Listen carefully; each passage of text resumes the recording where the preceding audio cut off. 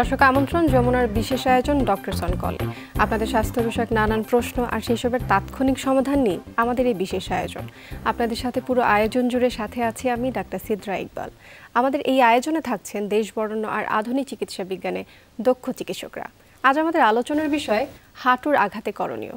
দর্শক, বয়স বাড়ার সাথে সাথে হাড়ের জোর কম হওয়া অথবা ক্ষয় হওয়া এবং হাঁটুর ব্যথায় ভোগেন এমন মানুষের সংখ্যা কম নয়। আবার অপ্রত্যাশিতভাবে আঘাত, দুর্ঘটনা এবং নানা কারণের রোগের কারণে তরুণ ও মধ্যবয়স্কদের মাঝেও এমন সমস্যা দেখা দেয়। কারণ যাই হোক না কেন, হাঁটুতে আঘাত কিংবা ব্যথায় দৈনিক জীবনযাত্রা কঠিন হয়ে পড়ে। এসব বিষয়ে আজ আমরা বিস্তারিত আলোচনা করব এবং আলোচনার জন্য আমাদের সাথে অতিথি হিসেবে আছেন অর্থোপেডিক বিশেষজ্ঞ ডাক্তার কাজী মোহাম্মদ রাকিবুল হাসান, কনসালটেন্ট, উপজেলা স্বাস্থ্য কমপ্লেক্স, কালীগঞ্জ, গাজীপুর। আমাদের বিশেষজ্ঞ পরামর্শ ফোন করার জন্য ফোন করুন 982405 নাম্বারে। ডাক্তার রাকিব, স্বাগত জানাচ্ছি আপনাকে ডক্টরস অন কল। আপনাকেও স্বাগতম। যমুনা টিভির সবাইকে ধন্যবাদ আমাকে আজকে আমন্ত্রণ জানানোর জন্য। প্রথমেই আমরা দেখছি একটা সুন্দর হাঁটুর মডেল আপনি নিয়ে আসছেন আমাদের দর্শকদেরকে দেখানোর জন্য। একটু জানতে চাই হাঁটুর গঠন সম্পর্কে। আসলে আমাদের হাঁটু শরীরের সবচাইতে বড় একটা জয়েন্ট এবং এটা জটিল একটা অস্থিসন্ধি। আমরা যদি ব্রড হেডিংয়ে বলি, এটা দুটা পার্ট, একটা হলো হাড় এবং বাকিগুলো সফট টিস্যু বা লিগামেন্ট। এটার উপরের দিকে আমরা দেখতে পাচ্ছি ফিমার, এই হাড়টার নাম। নিচে থাকে একদিকে টিবিয়া, একদিকে ফিবুলা এবং মাঝখানে ছোট একটা হাড় থাকে, এটাকে বলে প্যাটেলা। আচ্ছা। আর এটার চারপাশে অনেকগুলো লিগামেন্ট থাকে। জয়েন্টের ভিতরে থাকে এসিএল বা অ্যান্টেরিয়র ক্রুশিয়েট লিগামেন্ট, পিছনে পিসিএল এবং দুই পাশে থাকে ল্যাটারাল কোল্যাটারাল লিগামেন্ট, সামনে প্যাটেলার লিগামেন্ট। সেই মধ্যভাগ অংশটুকুকে আমরা হাঁটু বলছি। জি জি জি, আচ্ছা। এই নিচের এই অংশটুকুকেই আমরা হাঁটু বলছি। আচ্ছা, এবার একটু জানতে চাই সাধারণত কি কারণে হাঁটু আঘাতপ্রাপ্ত হতে পারে? সাধারণত আমাদের দেশে সবচাইতে বেশি যেই কারণটা হয় সেটা হলো রোড ট্রাফিক অ্যাক্সিডেন্ট। এছাড়াও খেলাধুলাজনিত কারণে হতে পারে, ফল ফ্রম হাইট মানে উঁচু থেকে পড়ে গেলে হতে পারে, এবং অনেকে বয়স্ক রোগী হলে এমনিতে পড়ে গিয়েও হতে পারে। আচ্ছা, হাঁটুতে যখন আঘাত লাগে হাঁটুর কি কি ক্ষতি হয়? হাঁটুতে বেসিক্যালি দুই ধরনের ক্ষতি হতে পারে। একটা হলো তার হাড়ে ক্ষতি হতে পারে, আর একটা হলো ওই যে আমরা লিগামেন্টগুলো দেখলাম সেটার ক্ষতি হতে পারে। আচ্ছা, আমি যদি ভুল না করি লিগামেন্টের বাংলা হচ্ছে তরুণাস্থি আমরা বলে থাকি, যেটাকে না, তরুণাস্থি বলে আমরা কার্টিলেজকে। কার্টিলেজকে, এটা লিগামেন্টকে অনেকে বাংলায় রগ বলে। রগ বলে থাকে বাংলায়, যেটা হচ্ছে আসলে রগ নয়, রগ তো একটা ডিফারেন্ট জিনিস। আচ্ছা, একটু জানতে চাই যখন হচ্ছে হাঁটু আঘাতপ্রাপ্ত হয় তখন লিগামেন্টে যদি কোনো প্রবলেম হয় তখন কি হয়, এবং যখন হাড়ে প্রবলেম হয় তখন কি হয়? আসলে হাড়ে প্রবলেম বলতে আমরা বেসিক্যালি যেটা বুঝি হাড় ভেঙে যাওয়া, মানে আমরা যদি মেডিকেলের টার্মে বলি ফ্র্যাকচার হওয়া। তো হাঁটুর যেই স্ট্রাকচারটা আমরা দেখলাম এটার মধ্যে অনেকগুলো হাড়ই কিন্তু সমন্বয়ে গঠিত। তো সামনে যেই প্যাটেলা আছে, উপরে ফিমার, নিচে টিবিয়া, ফিবুলা, যে কোনো জায়গায় ভেঙে যেতে পারে। তো কমনলি আমরা মোস্ট কমনলি যেই রুগীগুলো পাই তার মধ্যে একটা হলো ফ্র্যাকচার প্যাটেলা পাই, লোয়ার এন্ড অফ দি ফিমারে ভেঙে যেতে পারে, এইখানে ফ্র্যাকচার পাই, আপার এন্ড অফ দি টিবিয়াতে ফ্র্যাকচার পাই, ফিবুলাতেও ফ্র্যাকচার হতে পারে। এই ক্ষতিগুলো বেসিক্যালি হয় হাড়ের। আর লিগামেন্ট, যে কোনো লিগামেন্টই অনেক সময় ছিঁড়ে যেতে পারে বা টর্ন হয়ে যেতে পারে, ভিতরে যে মিনিসকাস আছে সেটাও ইনজুরি হতে পারে। এখন এটা ডিপেন্ড করে আপনি কতটুকু আঘাত পেলেন, কত জোরে আঘাত পেলেন, হ্যাঁ কিভাবে পড়লেন। খুব চমৎকারভাবে বিশ্লেষণ করে বলছিলেন হাঁটুর ব্যাপারে। এই বিষয়ে আমরা আরো আলোচনা করব। একজন দর্শক আমাদের সাথে যুক্ত হয়েছেন, ফোন কলটি নিয়ে নিন। দর্শক, কে বলছিলেন, কোথা থেকে বলছিলেন, নাম বলে প্রশ্ন করুন। আপু। জি, আমরা শুনতে পাচ্ছি। জি জি, আমি বলছি ইকরামুল হক, বামনডাঙ্গা গাইবান্ধা থেকে বলছিলাম। গাইবান্ধা। জি, ইকরামুল হক, আমরা শুনতে পাচ্ছি, আপনার প্রশ্নটি করুন। জি, আমার প্রশ্ন হচ্ছে, আমার স্যারের কাছে আমার প্রশ্ন হচ্ছে, আমার আম্মা আছে না, জি, আমার আম্মা নামাজ পড়ে, যখন রুকুতে যায় তখন হাঁটুতে, দুই হাঁটুতে ব্যথা করে। দুই হাঁটুতে ব্যথা করে। জি, বুঝতে পেরেছি। আপনার আম্মুর বয়স কত? আমার আম্মুর বয়স হচ্ছে হলো ৭৪। আপনার কোনো প্রশ্ন থাকলে আপনি আমাদের জি, উনি কি কোনো আঘাত পেয়েছিল না ব্যথাটা এমনিতেই হয়? না, আঘাত কোনো পায়নি, আঘাত পায়নি, এমনিতেই ব্যথা করে। জি জি, বুঝতে পেরেছি। আচ্ছা, শুধুমাত্র নামাজ পড়তে গেলে হাঁটুতে হচ্ছে ব্যথা পায় উনি বলতে চাচ্ছেন। দর্শক, উত্তরের জন্য আমাদের সাথেই থাকুন। জি, দর্শকের প্রশ্ন উত্তরটা একটু আমরা জানতে চাচ্ছি। জি, উনি যেই কথাটা বললো, সুপ্রিয় দর্শকের কথা অনুযায়ী মনে হচ্ছে আন্টির মানে ওনার আম্মুর বয়সজনিত হাড় ক্ষয় আমরা যেটাকে বলি, আমাদের মেডিকেল টার্মে বলি osteo arthritis. That means osteo arthritis change হয়েছে, তার হাড়ের উপরে যেই কার্টিলেজটা থাকে সেটা ধীরে ধীরে ক্ষয় হয়ে যাচ্ছে। যার কারণে হয় কি, নামাজ পড়তে গেলে বা লো কমোড ইউজ করলে, নিচে বসলে ব্যথাগুলো হয়। এই জন্য আমরা বলি যে এই কাজগুলো একটু অ্যাভয়েড করা, চেয়ারে বসে নামাজ পড়া, নিচে সরাসরি না বসা, মানে হাঁটুর উপরে চাপ পড়ে, এই কাজগুলো থেকে একটু বিরত থাকা। এবং অবশ্যই একজন বিশেষজ্ঞ ডাক্তারের শরণাপন্ন হওয়া। বয়সের সাথে সাথে হাঁটুর এই ক্ষয়ক্ষতিটা তো হচ্ছেই আমরা জানতে পারছি, এবং তার সাথে কিন্তু অনেকগুলো ব্যাপার সংযুক্ত রয়েছে, যেমন ক্যালসিয়াম ক্ষয় হয়ে যাওয়া, ভিটামিন ডি ক্ষয় হয়ে যাওয়া, এইসব বিষয়গুলো রয়েছে। বাড়তি বয়সের সাথে এই যে ক্যালসিয়াম এবং ভিটামিন ডি এই সাপ্লিমেন্টগুলো বা এর যে ঘাটতি, এটা কিভাবে পূরণ করবে? এটা প্রথমত আমরা বলবো যে আমাদের যে ন্যাচারাল সোর্স, মানে খাবারের মাধ্যমে আমরা পূরণ করার চেষ্টা করব। ডিম, দুধ এগুলো বেশি খাওয়া এবং ন্যাচারাল সানলাইটে এক্সপোজার হওয়া, এটার উপর আমরা জোর দিব। এবং একই সাথে ক্ষয়টা প্রতিরোধ করার আরেকটা অন্যতম উপায় হলো ফিজিক্যাল এক্সারসাইজ করা। বিশেষ করে যারা ইয়াং থাকবে তাদেরকে আমরা অ্যাডভাইস করবো আপনারা ফিজিক্যাল এক্সারসাইজ করুন, তাহলে হাড় ক্ষয়টা অনেকখানি কমে যায়। কিন্তু একবার হাড় ক্ষয় শুরু হলে ওইটা প্রিভেন্ট করাটা খুব মুশকিল। কিন্তু আপনি যেহেতু এই মুহূর্তে বললেন চেয়ারে নামাজ পড়তে হবে এবং হচ্ছে যত সম্ভব হাঁটুর উপর প্রেশারটা কম দিতে, কতদিন আসলে এই নিয়মটা মেনে চলবেন তারা? অ্যাকচুয়ালি সত্যিকার অর্থে হাড় ক্ষয়টা শুরু হয়ে যায় 30 বছর বয়স থেকেই। আচ্ছা, দ্যাট মিনস আমার 30 বছরের মধ্যে যেই হাড়টুকু হবে, এরপরে আর খুব বেশি হাড় বাড়ার সুযোগ নেই। তার মানে আমাকে ফিজিক্যাল অ্যাক্টিভিটি যাই করতে হবে ওই সময়ই করতে হবে, যেন হাড়টা মজবুত হয়। আর যেই নিয়মগুলো আমরা বলবো এগুলো চেষ্টা করা আসলে যতটুকু বেশি সম্ভব, যতক্ষণ সম্ভব, যতবার সম্ভব, এইভাবেই চলা আর কি। আচ্ছা, এই মুহূর্তে আমাদের সাথে একজন দর্শক যুক্ত হয়ে গেছেন এবং ফোন কলটি আমরা নিয়ে নিই। দর্শক কি জানতে চাচ্ছেন আমরা একটু জেনে আসি। দর্শক কে বলছিলেন, কোথা থেকে বলছিলেন, নাম বলে প্রশ্ন করুন। আমি ঢাকা থেকে বলছি। জি দর্শক, আমরা শুনতে পাচ্ছি। জি, আমি গত কিছু বছর আগে, 2-3 বছর আগে আমার হাতে একটা সমস্যা হয়েছিল। এটা হলো যে হাতের হাড় বেড়ে গেছিল, তো তখন প্লাস্টার করা ছিল প্রায় 1 মাসের মতো। তারপরে বেশ কিছুদিন ভালো গেছে, তো সমস্যা হয় নাই কোনো। তো হঠাৎ করে আমার মাঝে মাঝে হালকা হালকা ব্যথা করে, এটার জন্য একটু পরামর্শ। আচ্ছা দর্শক, আপনার প্রশ্নটা আমরা বুঝতে পেরেছি। দর্শকের কাছে আপনার কোনো প্রশ্ন আছে? হাড় বেড়ে গেছে বলতে কি আমি ঠিক বুঝি না। আচ্ছা দর্শক, আর একটু আমাদের বিশ্লেষণ করে বলবেন, আপনার হাঁটুর হাড় বেড়ে গিয়েছিল এটি বলতে চাচ্ছেন? হ্যাঁ, এটা যখন প্লাস্টার করা হয়েছিল তখন ডাক্তার এটাই বলছিল যে হাঁটুর হাড় বেড়ে গেছিল। আচ্ছা ঠিক আছে দর্শক, উত্তরের জন্য আমাদের সাথেই থাকুন। উনি জানতে চাচ্ছেন ওনার হাঁটুর হাড় বেড়ে গিয়েছিল এবং হচ্ছে এরপর হচ্ছে প্লাস্টার করা হয়েছিল বিষয়টা। কমনলি হাড় বেড়ে যাওয়ার যে বিষয়টা, এটা অনেক সময় হয়, আমরা একটু আগে যেটা বললাম অস্টিওআর্থ্রাইটিস, একই সাথে একদিক দিয়ে হাড় ক্ষয় হয়, আরেক দিক দিয়ে হাড় বাড়ে, সামঞ্জস্যতা নষ্ট হয়ে যায়। উনি কি ওইরকম কিছু বললো কিনা আমি ঠিক বুঝতে পারিনি। আর আরেকটা হতে পারে কোনো বোন টিউমার হতে পারে, সেটা হলেও হাড় বাড়তে পারে। এখন আসলে এটা একজন অর্থোপেডিক বিশেষজ্ঞের শরণাপন্ন হওয়া উচিত যত দ্রুত সম্ভব, আসলে কি ডায়াগনোসিস। যেহেতু হচ্ছে এখানে একটা হিস্ট্রি রয়েছে, প্লাস্টার করা ছিল দীর্ঘদিন এবং একটা আঘাত পেয়েছে, কি ধরনের রোগ ছিল সে বিষয়ে আসলে এইটুকু সময় জানা সম্ভব না। এবার একটু চলে আসি, আর যেহেতু হচ্ছে হাঁটুতে ব্যথা পেয়েছে, ধরে নিলাম হাঁটুতে কোনো কারণে আঘাতপ্রাপ্ত হলো, প্রাথমিক অবস্থায় আমরা কি করতে পারি? খুব সুন্দর প্রশ্ন। হাঁটুতে ব্যথা পাওয়ার পর প্রাথমিকভাবে যেটা করতে হবে, যেমন এটা যদি ওভিয়াস কোনো ইনজুরি হয়, যে রোড ট্রাফিক অ্যাক্সিডেন্ট, ভেঙে গেছে, ওপেন ফ্র্যাকচার হয়ে গেছে, তাহলে তো এটা পরিষ্কার সাথে সাথে তাকে হসপিটালাইজ করতে হবে। কিন্তু যেটা প্রবলেম হয়, যেমন খেলাধুলা করতে গিয়ে পড়ে গেল, যেটা আমরা কমনলি বলি মচকে যাওয়া, সেই ক্ষেত্রে যেই ভুলটা মানুষ করে, দেখা যায় যে তারা ঠিকমতো চিকিৎসাটা নিচ্ছে না, তারা ডিলে করতেছে। কিন্তু যেটা করা উচিত, যদি এরকম কখনো হয়, কেউ খেলতে গিয়ে পড়ে গেল কিন্তু তারপর সে আর উঠতে পারতেছে না, হাঁটতে পারতেছে না, বা হাঁটুটা ফুলে গেল, তাহলে সুপ্রিয় দর্শক আপনাদের যেটা করতে হবে, সাথে সাথে তাকে কোল্ড কম্প্রেশন দেওয়া, একদম রেস্টে রাখা, ওই পায়ের আঘাতপ্রাপ্ত হাঁটুতে কোনো রকম ভর না দেওয়া, এবং যত দ্রুত সম্ভব একজন অর্থোপেডিক বিশেষজ্ঞর শরণাপন্ন হওয়া। আচ্ছা, আমাদের দেশে একটা বিষয় প্রচলিত আছে, সেটা হচ্ছে বিশেষ করে হচ্ছে শহরের বাইরে যেটা হয়, যখন হচ্ছে হাঁটুতে বা যে কোনো জয়েন্টে আঘাতপ্রাপ্ত হয়, তখন দেখা যায় এখনও কবিরাজের কাছে যাওয়া হয়। তারপর হচ্ছে সেখানে গিয়ে হচ্ছে তারা বিভিন্ন রকমের তেল দিয়ে মালিশ করে বা হচ্ছে গিয়ে হাঁটুটাকে একটু মোচড়ে নাড়াচাড়া করে তারা বলে যে হাড় বসিয়ে দিয়েছে, এরকম একটা ব্যবসা কিন্তু আমাদের দেশে প্রচলিত আছে। এই বিষয়ে জানতে চাই, এর ক্ষয়ক্ষতিটা আসলে কেমন? এটা একেবারেই নিষেধ। হাঁটুতে আঘাতপ্রাপ্ত হওয়া, অনেকে আপনি যেটা টার্মটা ইউজ করলেন, অনেকে গ্রাম দেশে বলে মচকা ঝাড়া যারে, মানে এই যে তেল দিয়ে মালিশ করা, ডোলে মুছড়ে দেওয়া, এতে আরও ভীষণ ক্ষতি হয়ে যায়।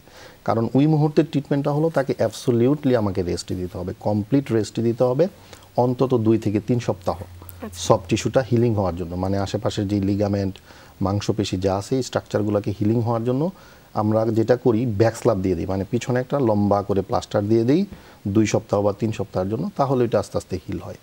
আচ্ছা, যেহেতু হচ্ছে আপনি অর্থোপেডিক সার্জন, হাঁটু রিলেটেড ছাড়া একটা ছোট প্রশ্ন আছে আমার, সেটা হচ্ছে শিশুদেরকে নিয়ে। শিশুরা যখন ছোট থাকে 6 থেকে 7 মাসে হচ্ছে অনেকেই নিজের বাসায় দাইমা যাদেরকে আমরা বলি, যারা হচ্ছে বাসায় এসে মালিশ করে, বাচ্চাদের তেল লাগায়, গলায় পায়ে হাঁটুতে তেল লাগায়, এবং হচ্ছে দেখা যায় হচ্ছে খুব অনিয়মভাবে হচ্ছে কিছু জায়গায় হচ্ছে তেল মালিশ করা হয়। এই মালিশগুলো শিশুদের করলে আসলে কি হাড় মজবুত হয় নাকি হচ্ছে ক্ষতিটা হয়? অ্যাকচুয়ালি এটার কোনো রুল নেই, এটা সম্পূর্ণ একটা মিথ।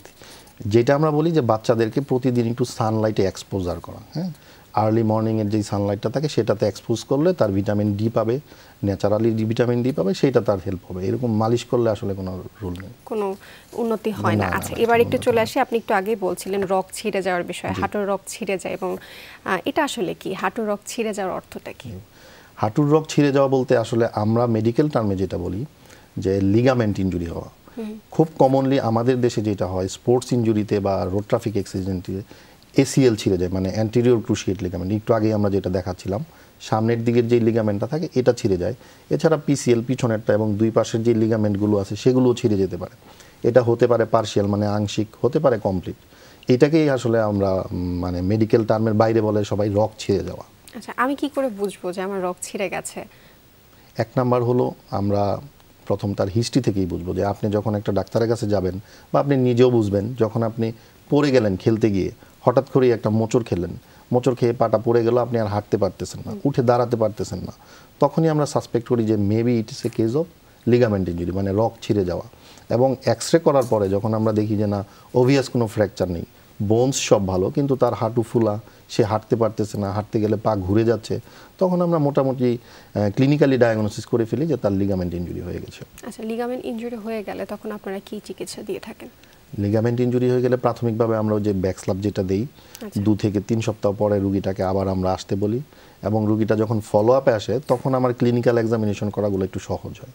আমাদের বিভিন্ন টেস্ট আছে, যদি আমি দুই একটা নাম বলি, ল্যাকম্যান টেস্ট, ভেরাস বালগাস টেস্ট, মানে এই টেস্টগুলো করে আমরা দেখি যে আসলে লিগামেন্ট ইনজুরি হলো কিনা। পড়ে থাকতে বলা হয়, অনেক রোগী দেখা যায় 2 থেকে 3 সপ্তাহ নিয়মটা না মেনে 2 সপ্তাহের মধ্যে ব্ল্যাক স্লেপটা হচ্ছে বাসায় নিজে নিজে খুলে ফেলে, অথবা হচ্ছে সেই ব্ল্যাক স্লেপ নিয়ে হচ্ছে তারা হাঁটাচলা মুভমেন্ট করছে। এটা আসলে কতটুকু? না না না, এটা একেবারেই ঠিক না। ডাক্তার যেভাবে পরামর্শ দিবে ওইভাবেই থাকা উচিত। এটা করলে আসলে লিগামেন্টটা হিল হবে না ঠিকমতো, পরবর্তীতে আরো সমস্যা দেখা দিতে পারে। খুব সুন্দর করে বলছেন। আমরা কথা বলছিলাম রগ ছিঁড়ে গেলে আসলে কি করতে হবে, এবং রগ ছিঁড়ে গেলে চিকিৎসা পদ্ধতি কি কি রয়েছে এই সম্পর্কে একটু জানতে চাচ্ছি। আসলে যদি আমরা দেখি রগ ছিঁড়ে যাওয়াটা আসলে কি, এই যে হাঁটুর ভিতরে যেই এটা থাকে, কমনলি সামনের দিকে থাকে এসিএল, আচ্ছা, পিছনে থাকে পিসিএল, পোস্টেরিয়র ক্রুশিয়েট লিগামেন্ট। আচ্ছা, এই দুটো রগই কমনলি ছিঁড়ে যায়, এছাড়া পাশেরগুলোও ছিঁড়তে পারে। তো আসলে এসিএল ছিঁড়ে গেলে আমরা যেগুলো পাই রোগীগুলো এরকম একটা হিস্ট্রি দেয়, সে স্পোর্টস ইনজুরি বা মোটর ভেহিকেল ইনজুরি, এবং ইউজুয়ালি এটা ইয়াং অ্যাডাল্টদের হয়। তো আমাদের প্রথম যেটা করতে হবে, তাকে আগে পিন পয়েন্ট ডায়াগনোসিসটা করতে হবে যে তার আসলে এসিএল ইনজুরিটা হলো কিনা। একটু আগে আমি যেটা বলতে চাচ্ছিলাম যে আমরা বিভিন্ন ক্লিনিক্যাল এক্সামিনেশনগুলো করি, এটা করে আমি মোটামুটি কনফার্ম হলাম যে হ্যাঁ তার এসিএল বা পিসিএল ইনজুরি হলো। তারপরে হলো আমাদের একটা গোল্ড স্ট্যান্ডার্ড ইনভেস্টিগেশন করাতে হয়, সেটা হলো এমআরআই। এমআরআই যেই হাঁটুটা আঘাতপ্রাপ্ত হলো, রাইট অর লেফট, আমরা যখন এমআরআই করি তখন এমআরআই বলে দেয় যে হ্যাঁ এসিএল বা পিসিএল অথবা এমসিএল এলসিএল ইনজুরি আছে, এবং তখন আমরা নির্ধারণ করি সেটা কতটুকু সিভিয়ার, এটা কি completely rupture or partial rupture, এটার উপর ডিপেন্ড করে তখন চিকিৎসাটা করতে হয়। আচ্ছা, চিকিৎসা পদ্ধতি কি রয়েছে যখন হচ্ছে এরকম রগ ছিঁড়ে যায় তখন? এটা ব্রড হেডিংয়ে যদি আমরা বলি 2 ভাগে ভাগ করতে পারি, একটা কনজারভেটিভ বা নন অপারেটিভ, আরেকটা হলো অপারেটিভ। ইউজুয়ালি ইনজুরিটা যদি একটু এজেড পারসনের হয় এবং ইনজুরিটা মিনিমাম হয়, তার ডেইলি লাইফ যদি অ্যাক্টিভিটিস হ্যাম্পার না হয়, তাহলে আমরা কনজারভেটিভ ট্রিট করতে পারি। ব্যাক স্ল্যাপ দিলাম, রেস্টে থাকলো, এবং পরবর্তীতে কিছু এক্সারসাইজ দিই, এগুলো করলে ইনশাল্লাহ সে সুস্থ হয়ে যাবে। বাট যদি ইনজুরিটা এমন হয় একটা ইয়াং অ্যাডাল্ট কমপ্লিটলি রাপচার এবং তার ডেইলি লাইফ হ্যাম্পার হচ্ছে, সে হাঁটতে পারতেছে না, পা ঘুরে যাচ্ছে, এরকম হলে আমরা বলবো এটা অপারেশন ইজ বেস্ট। তাহলে অবশ্যই এখানে একটা ব্যাপার রয়েছে, অপারেশন সবার ক্ষেত্রে আসলে না, অপারেশন করবার জন্যও কিন্তু এখানে নির্ধারণ করতে হবে আসলে কোন ধরনের ইনজুরি হয়েছে। আমি যেমনটা জানি আপনি হচ্ছেন আর্থোস্কোপিক এবং হচ্ছেন জয়েন্ট রিপ্লেসমেন্ট, তাছাড়া ট্রমা সার্জন। একটু জানতে চাই আর্থোস্কোপিক এবং আর্থোপ্লাস্টি নিয়ে আপনি হচ্ছে বিদেশ থেকে উচ্চ প্রশিক্ষণ নিয়েছেন, একটু আমরা জানতে চাই আর্থোস্কোপি। আসলে আর্থোস্কোপিটা হলো আমাদের এই যে একটু আগে যেটা আপনি বলতে চাচ্ছিলেন রগ ছিঁড়ে যাওয়া, এই রগ ছিঁড়ে যাওয়া বা লিগামেন্ট ইনজুরির গোল্ড স্ট্যান্ডার্ড ট্রিটমেন্টটা হলো আর্থোস্কোপিক্যালি রিকনস্ট্রাকশন করা। আর্থোস্কোপিতে আমরা যেটা করি, একসময় ওপেন করে করতো, মানে বড় করে কেটে ছিঁড়ে সেটা ঠিক করতো। বাট এখন আমরা আর্থ্রোস্কোপিক্যালি আর বড় করে কাটি না, ছোট ছোট দুটো ছিদ্র করে হাঁটুর ভিতরে আমরা ক্যামেরাটা ঢুকিয়ে দিই এবং তখন ক্যামেরা দিয়ে আমরা পুরো হাঁটুটা দেখি যে আসলে ইনজুরিটা আমরা হচ্ছে যেহেতু অনুষ্ঠানের শেষ পর্যায়ে চলে আসছে, এই মুহূর্তে আরেকজন দর্শক আমাদের সাথে যুক্ত হয়েছেন, আর্থ্রোস্কোপিক নিয়ে আবার আলোচনা ফিরব। দর্শকের ফোন কলটি নিয়ে নিই। দর্শক কে বলছিলেন, কোথা থেকে বলছিলেন, আমি বলে প্রশ্ন করুন। জি, আসসালামু আলাইকুম। আমি নোয়াখালী মাইজর থেকে বলছি, মোহাম্মদ সুজন বলছিলাম। জি, ওয়ালাইকুম আসসালাম সুজন, আমরা শুনতে পাচ্ছি, আপনার প্রশ্নটি করুন।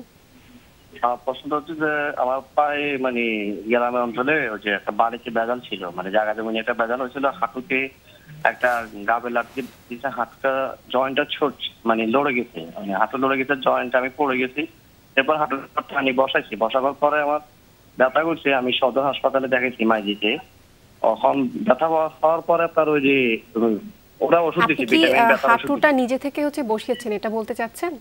জি জি জি, আমি টানি বসাইছি, বসার পরে একটু হাঁটতে গেছি, এরপরে ফুলে গেছে। এক্সরে করেছে বলছে যে না ভাঙে নাই। এখন কিন্তু ফুলে ছিল প্রায় 1 সপ্তাহের মতন, হাঁটুটা ফুলে ছিল।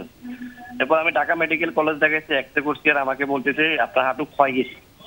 না এখন আমি ওই যে ব্যথা পাইতেছি না, কিন্তু হাঁটতে মাঝে মধ্যে হাঁটা চলা করলে ওই হাঁটুটা অটোমেটিক ওই যে মানে ভেঙে যায়, মানে পড়ে যায় আর কি, আমি এরকম অবস্থা। জি সুজন, আমরা আপনার প্রশ্নটি বুঝতে পেরেছি, উত্তরের জন্য আমাদের সাথেই থাকুন। যেমনটি একটু আগে আমরা বলছিলাম যে আমাদের দেশে প্রচলিত অবস্থা রয়েছে যে হাঁটু, ওনার হিস্ট্রি শুনে মনে হচ্ছে এক্স্যাক্টলি এটাই হয়েছে। ঠিক একটু আগে আমি যেই কথাগুলো বলতেছিলাম, হাঁটতে গেলে ঘুরে যাচ্ছে, পড়ে যাচ্ছে, সম্ভবত তার এসিএল বা পিসিএল কিছু একটা ইনজুরি হয়েছে। এখন উনি যদি একটা অর্থোপেডিক ডক্টরের শরণাপন্ন হন, তাহলে আমাদের পরীক্ষা নিরীক্ষা করে যদি কনফার্ম হয় যে হ্যাঁ, উনি আমাদের জানালেন কিন্তু ঢাকা মেডিকেল কলেজে গিয়েছিলেন, উনি এমআরআইটা করছে কিনা ঠিক ক্লিয়ার না, হয়তো যদি এমআরআইটা করে তাহলে রোগটা পরিপূর্ণভাবে ধরা পড়বে যে আসলে কি হলো। অবশ্যই যে এটা দীর্ঘদিন ধরে একটা সমস্যা চলছে, অবশ্যই হচ্ছে চিকিৎসকের একটা রুটিন বাউন্ড একটা ট্রিটমেন্ট নিতে হবে। আমরা এবার একটু আর্থ্রোস্কোপিকের দিকে চলে আসি। আর্থ্রোস্কোপিক নিয়ে বলছি, জি যেটা বলতে চাচ্ছিলাম, আমরা ওই জাস্ট ছোট ছোট দুটো ছিদ্র করে ভিতরে ক্যামেরা দিয়ে পুরো হাঁটুটা দেখি, তখন আমরা আবার রিকনফার্ম করি যে হ্যাঁ আসলে তার ইনজুরিটা কতটুকু, এসিএল কি কমপ্লিটলি ছিল না পিসিএল ছিল, এবং সেটা করার পরে আমরা আর্থ্রোস্কোপিক্যালি ওই ছোট ছিদ্র দিয়েই আর্থ্রোস্কোপিক্যালি রিকনস্ট্রাকশন করে দিই এসিএল পিসিএল যেটাই ইনজুরি হয়েছে। বর্তমানে বাংলাদেশে কি আর্থ্রোস্কোপিক এই চিকিৎসার পদ্ধতিটা হচ্ছে কিনা? হ্যাঁ, আপনি জেনে খুশি হবেন নিশ্চয়ই, আমাদের দেশে এখন অনেক ভালো চিকিৎসা হয়, অনেক ভালো ভালো আর্থ্রোস্কোপিক সার্জন আছে, এবং আমরা এগুলো আলহামদুলিল্লাহ খুব ভালোভাবেই করতে পারি, রেজাল্টও বেশ ভালো। আচ্ছা, সফলতার কথা যেহেতু বলছিলেন, একটু জানতে চাই সফলতাটা কেমন? আমরা বলবো অলমোস্ট 100%। যদি রোগী ইনস্ট্রাকশন ঠিকমতো ফলো করে, অপারেশনের পরবর্তী সময়টাও আসলে খুব গুরুত্বপূর্ণ, প্রায় 1.5 থেকে 2 মাসের একটা রিহ্যাবিলিটেশন প্রটোকল থাকে, সে যদি ডাক্তারের নিবিড় পর্যবেক্ষণে থাকে এবং ঠিকমতো এক্সারসাইজগুলো করে, ইনশাল্লাহ রেজাল্ট খুব ভালো। আচ্ছা, যেহেতু আপনি জয়েন্ট রিপ্লেসমেন্ট সার্জন, একটু জানতে চাই কোন ক্ষেত্রে আপনারা হচ্ছে জয়েন্ট রিপ্লেসমেন্টটা করে থাকেন, খুবই সংক্ষেপে একটু জানতে চাচ্ছি। হাঁটুর ক্ষেত্রে আমরা যদি অ্যাডভান্সড অস্টিওআর্থ্রাইটিস হয় সেই ক্ষেত্রে করতে হয় জয়েন্ট রিপ্লেসমেন্ট, অথবা হিপের ক্ষেত্রেও তাই, ফ্র্যাকচার হয়ে গেল, অ্যাডভান্সড অস্টিওআর্থ্রাইটিস হয়ে গেল, সেই ক্ষেত্রে জয়েন্ট রিপ্লেসমেন্ট করতে হয়। আচ্ছা, চিকিৎসা পরবর্তীকালে এই রোগী যারা থাকছেন, যাদেরকে হচ্ছে আপনি আর্থ্রোস্কোপিক সার্জারি করে থাকছেন, তারা কেমন সুস্থ থাকেন? আলহামদুলিল্লাহ এই পর্যন্ত আমরা যাদের করেছি আলহামদুলিল্লাহ সবাই ভালো আছে। ওই ব্যাপারটাই, সে যদি রিহ্যাবিলিটেশন প্রোটোকলটা ভালো করে ফলো করে, ইনশাল্লাহ রেজাল্ট খুব ভালো, সে আবার সম্পূর্ণ আগের জীবনে ফেরত যেতে পারে। আচ্ছা, যেহেতু একেবারে শেষ পর্যায়ে চলে আসছি, একটু দর্শকের উদ্দেশ্যে আপনি কি বলবেন, যেহেতু হচ্ছে প্রচলিত অনেক চিকিৎসা ব্যবস্থা আমাদের দেশে রয়েছে হাঁটু নিয়ে, একেবারে সংক্ষেপে একটু জানতে চাচ্ছি। আমি শুধু একটা কথাই বলবো, আপনারা যদি এরকম হয় অবশ্যই একজন বিশেষজ্ঞ ডাক্তারের শরণাপন্ন হবেন, কোনো রকম কবিরাজি বা অন্য কোনো চিকিৎসায় যাবেন না, এবং সবার মধ্যে একটা ভয় কাজ করে, খরচ বোধহয় অনেক বেশি, এইটাও ব্যাপারেও আমি আশ্বস্ত করতে চাই, আমাদের দেশে অনেক সুলভ খরচে অল্প মূল্যে ভালো চিকিৎসা হচ্ছে, আপনাদের বাইরেও দৌড়াদৌড়ি করার দরকার নেই, আমাদের দেশে এটা সুচিকিৎসা হচ্ছে। আপনারা শুধু একজন ভালো অর্থোপেডিক বিশেষজ্ঞ এবং বিশেষ করে যারা আর্থ্রোস্কোপি নিয়ে কাজ করে এদের কারো শরণাপন্ন হন, তাহলে ইনশাল্লাহ ভালো হয়ে যাবে। আচ্ছা, যেমনটা একটু আগে একজন দর্শক কল করেছিলেন, আমি এই বিষয়ে একটু বলতে চাচ্ছিলাম এবং খুব জোর করে বলতে চাচ্ছিলাম যে উনি নিজেই বললেন কিন্তু হাঁটু হচ্ছে যখন হচ্ছে উনি বুঝতে পারলেন হাঁটুতে কিছু একটা হয়েছে বা ফ্র্যাকচার হচ্ছে, উনি কিন্তু নিজেই বসানোর চেষ্টা করেছেন। এবং দর্শকদের উদ্দেশ্যে বলবো, এই ধরনের কাজ বাসায় করা যাবে না। দর্শক, প্রত্যেকটা রোগের জন্য আমাদের দেশে একজন বিশেষজ্ঞ চিকিৎসক রয়েছেন, তাদের শরণাপন্ন হতে হবে, তাদের কাছ থেকে জানতে হবে আসলে রোগটা কি, এর পরবর্তীতে হচ্ছে আমরা জানবো যে চিকিৎসাটা কিভাবে হবে। অসংখ্য ধন্যবাদ ডাক্তার রাকিব আপনাকে ডক্টর সন কলে আমাদের সাথে যুক্ত হওয়ার জন্য। আপনাকেও ধন্যবাদ, যমুনা টিভিকেও ধন্যবাদ আমাকে আজকে আমন্ত্রণ জানানোর জন্য। দর্শক, এই ছিল ডক্টর সন কল অনুষ্ঠানে আজকের আয়োজন। আমাদের সাথে থাকার জন্য অসংখ্য ধন্যবাদ আপনাদের।